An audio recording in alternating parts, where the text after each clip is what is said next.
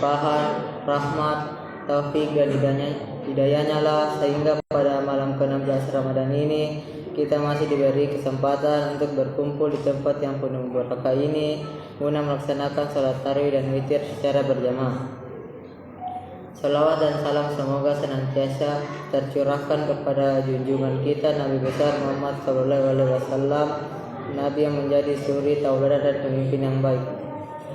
Kami dari Panitia Ramadan 1446 Hijriah Masjid Ar-Rahman Kompleks Medanit ingin menyampaikan beberapa hal.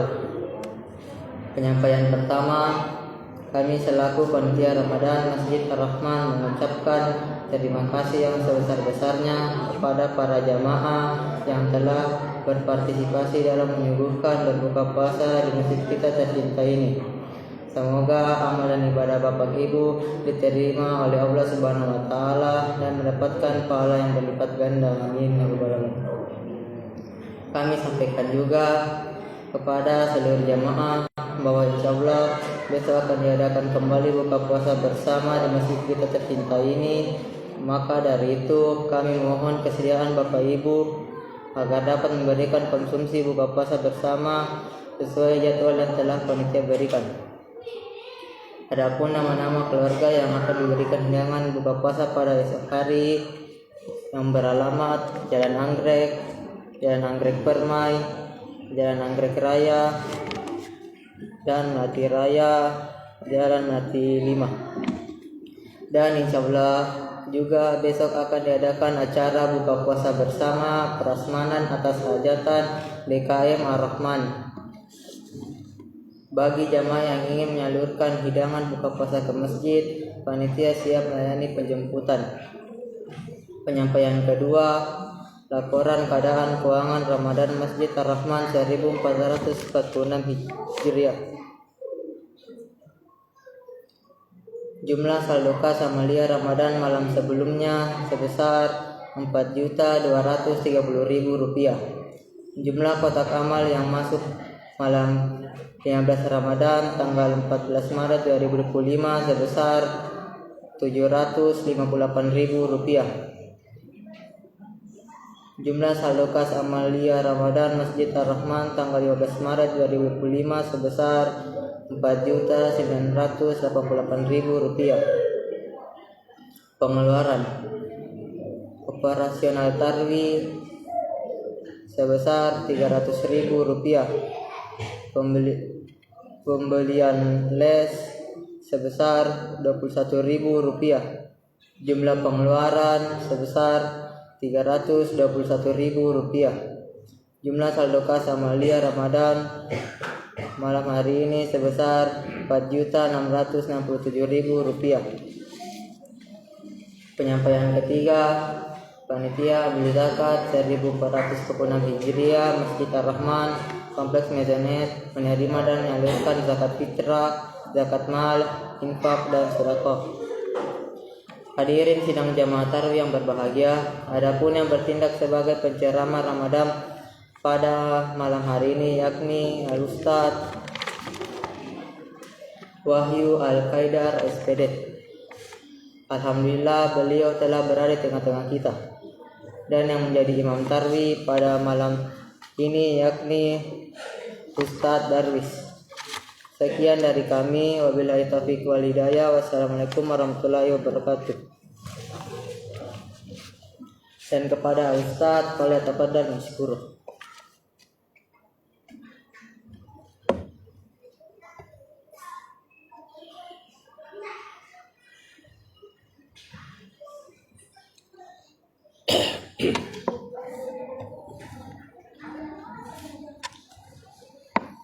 Assalamualaikum warahmatullahi wabarakatuh.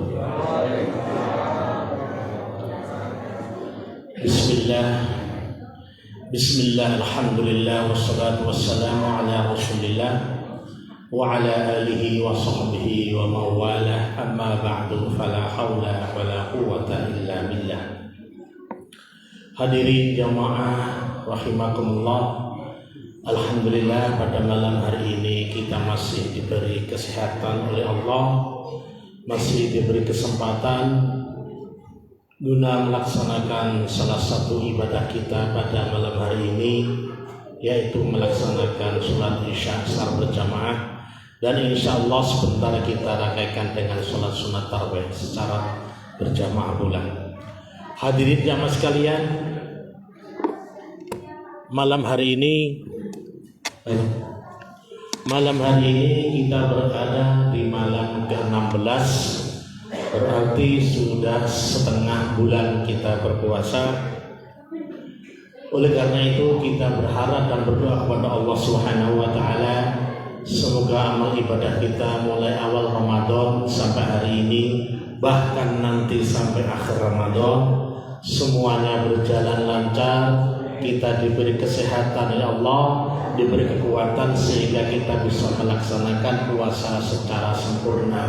Amin Allahumma amin. Para bapak, para ibu sekalian, malam hari ini saya akan berbicara atau bercerita tentang Nabi Musa.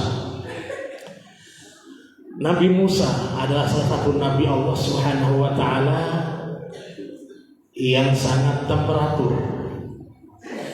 Bahkan Nabi Musa ini mendapat titel Kalamullah.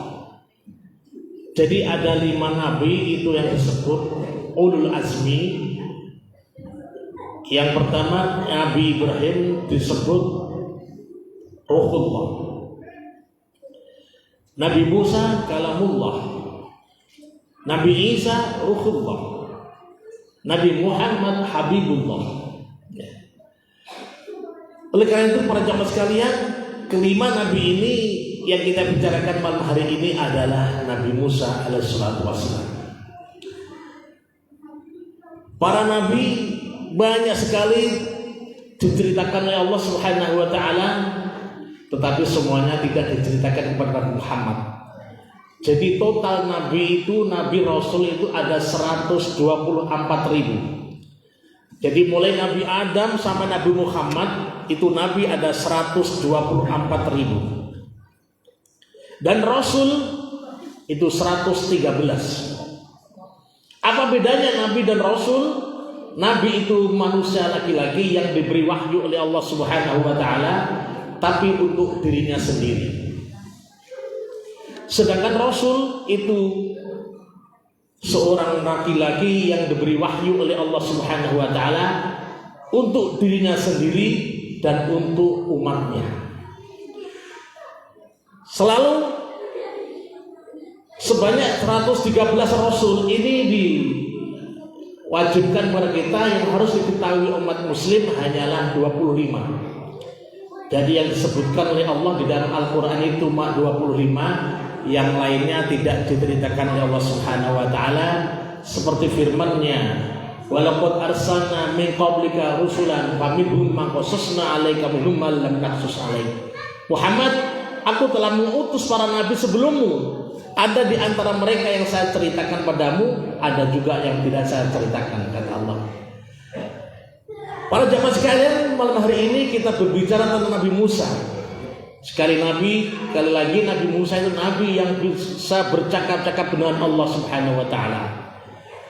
Saking beraninya Nabi Musa, ketika Allah Subhanahu wa taala memberi wahyu di Gunung Tur Sina, Nabi Musa minta supaya Allah menampakkan zatnya. Falamma jaa Musa limiqatina wa kallama rabbuhu qala rabbi arini anzur ilaik. Ketika Nabi Musa berada di tempat yang telah ditunjukkan oleh Allah Subhanahu wa taala dan Allah memberi wahyu kepada Nabi Musa mohon kepada Allah, Rabbi arini anzur ilaik, ya Allah, tunjukkan kepadaku bagaimana bentukmu ya Allah. Coba Pak. Apa dijawab Allah? Allah menjawab, qala ya Musa lan tarani. Musa, kamu tidak bisa melihat saya. Jadi kalau ada orang zaman sekarang, biar dia hafal Al-Quran, biar jenggotnya sampai ke lutut, kalau dia mengaku bisa bertemu dengan Allah, dia bohong besar. Nabi Musa itu nabi yang sangat kuat. Dia minta kepada Allah supaya dipertemukan dengan zatnya, tapi Allah menjawab, tidak bisa Musa. Walakin dur ila jabal fa in istaqarra makanu fa sawfa tarani. Tapi Musa, lihatlah gunung di sebelahmu. Jadi Nabi Musa terima wahyu Taurat itu di atas gunung Tursin. Nabi Musa disuruh melihat bukit di sampingnya. Fa in istaqarra makanu fa sawfa tarani. Seandainya Musa, bukit itu tetap berada di tempatnya, tidak berubah, tidak terjadi apa-apa, fa sawfa tarani, kau bisa melihat saya Musa. Coba Pak, Nabi Musa itu nabi paling kuat. Pernah suatu hari Nabi Musa itu pergi ke pasar, namanya dia anak mahkota pangeran Ranana Fir'aun. Dia bertemu ada 2 orang berkelahi. Satu di antaranya adalah dari Bani Israel, yang 2 dari Kipti. Mereka berdua tidak susah dipisahkan. Akhirnya salah satu di antara mereka ditempelin Nabi Musa, mati Pak. Sekali tempelin mati. Itu Nabi Musa. Kembali ke pokok cerita pada zaman sekalian, setelah Nabi Musa betul-betul bersiap ingin melihat gunung di atas sebelahnya. Falamma tajalla rabbu lil jabali ja'al taqaw wa kharra Musa sa'iqa. Ketika Allah menampakkan nurnya saja, belum zatnya nurnya.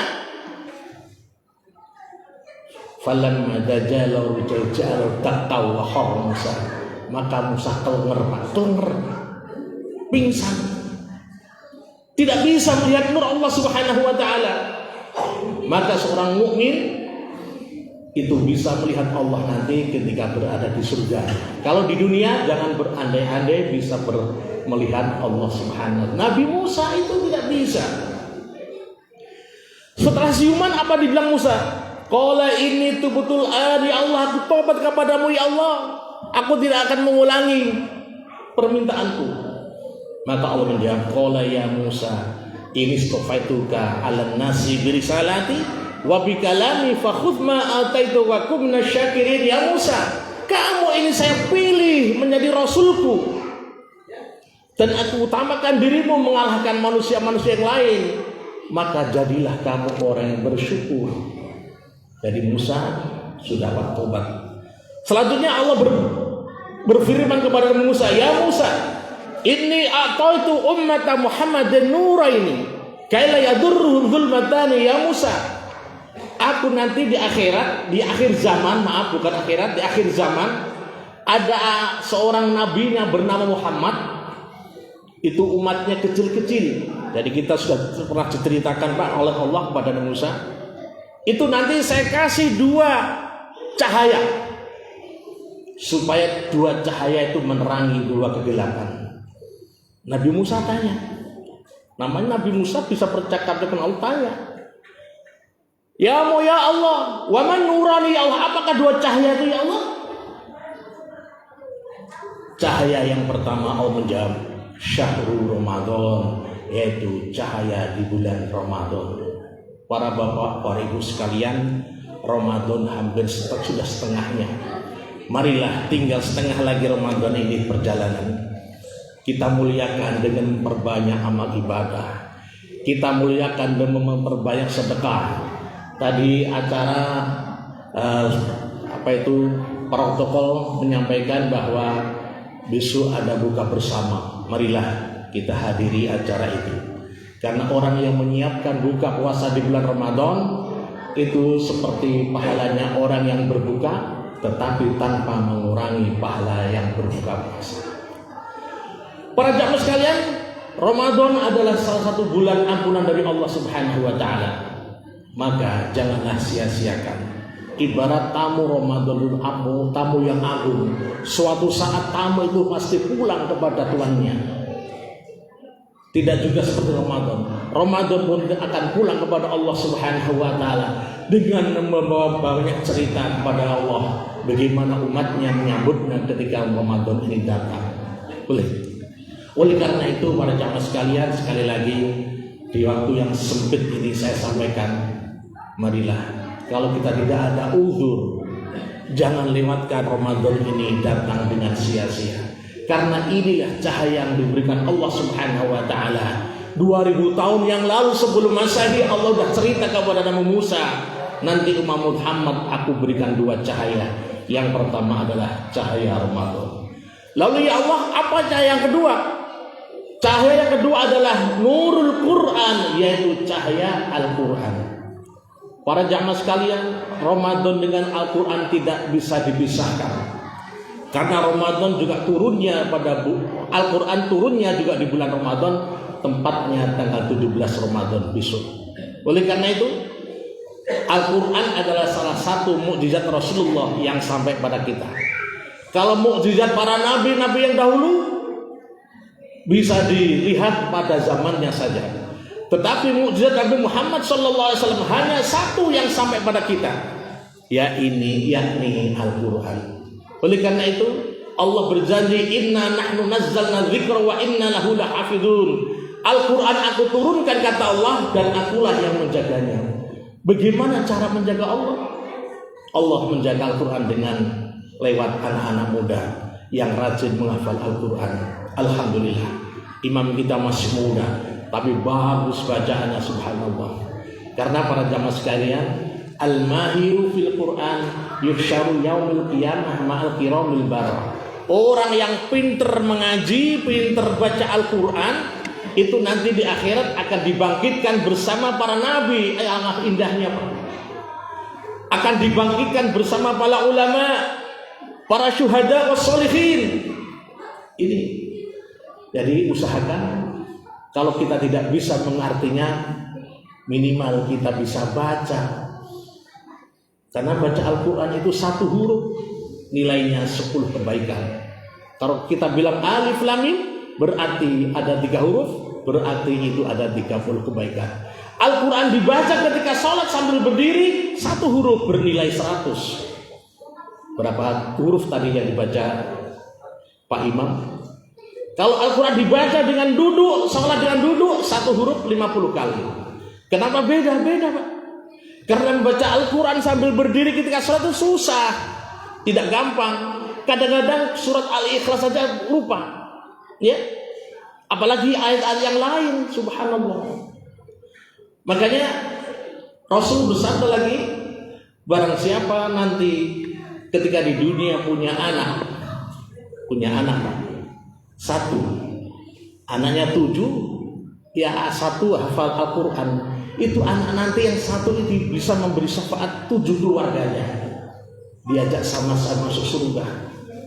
Alangkah ruginya, Pak, kita punya anak pinter banyak, tapi tidak ada yang hafal Al-Quran. Semuanya pinter ekonomi, semuanya pinter bahasa Inggris, semuanya pinter macam-macam ilmu ekonomi, tapi tidak ada yang bisa hafal Al-Quran. Sangat rugi kita orang tua, Pak. Apa yang kita harapkan dari anak itu? Karena sekali lagi, ketika nanti di akhirat Allah akan bangkitkan semua makhluk, dan Allah panggil anak kita yang hafal Al-Quran, diberi mahkota oleh Allah. Mahkotanya itu akan diberikan oleh anak itu kepada orang tuanya. Alangkah nyeselnya, Pak, kita nanti di akhirat kalau di dunia ini tidak ada keluarga kita yang hafal Al-Quran. Ya minimal kalau tidak hafal ya bacalah.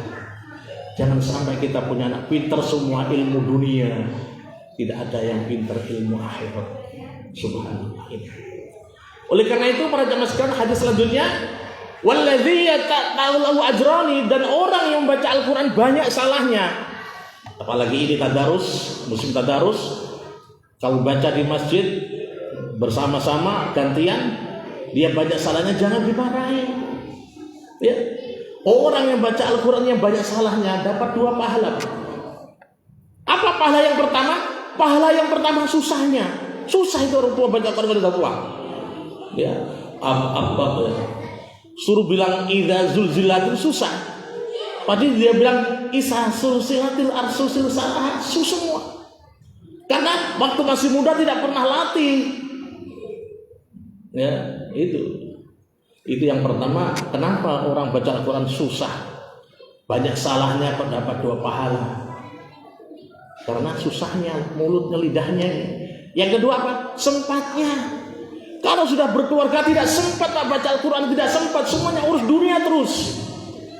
Ya, kalau masih belajar di pondok ya maklum, pasti mengaji 1 hari 5 kali.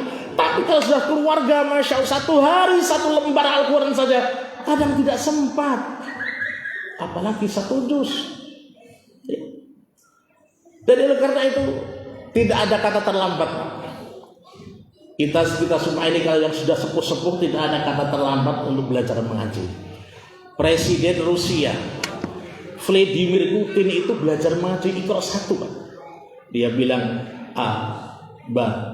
itu Vladimir Putin, presiden Rusia. Apa kita? Ya, tidak ada kata terlambat. Dan sebelum ajal menyebut kita, marilah kita luangkan waktu kita untuk belajar Al-Quran. Jangan susah, kalau tidak bisa jangan susah.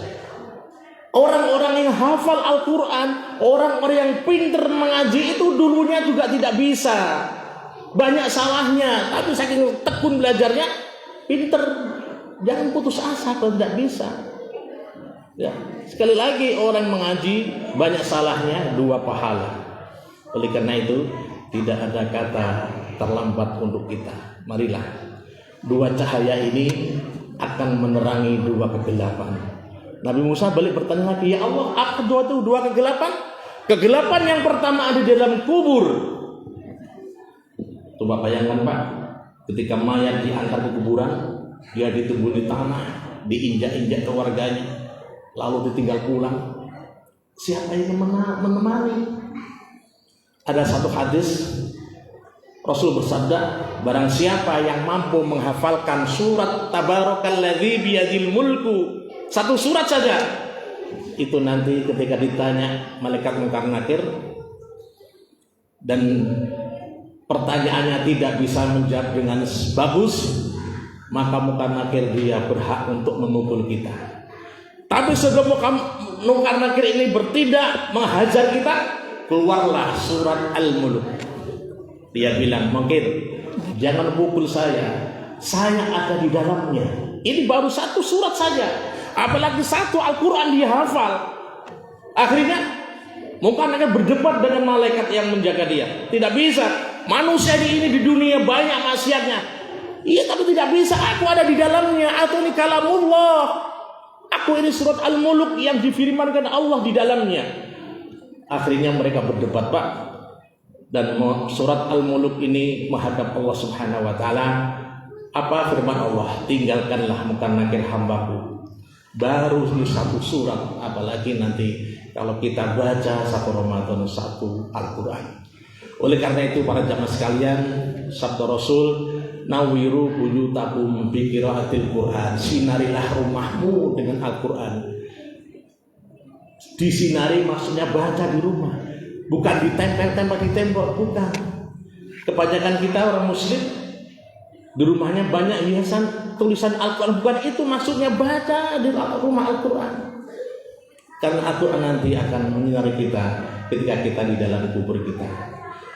Demikianlah para jamaah sekalian sampaikan, semoga bermanfaat bagi diri saya dan umumnya bagi para jamaah sekalian. Dan marilah kita ikuti sholat sunat tarawih berjamaah pula. Dan akhirnya dari pribadi saya, ihdinas shiratal mustaqim. Wassalamualaikum warahmatullahi wabarakatuh.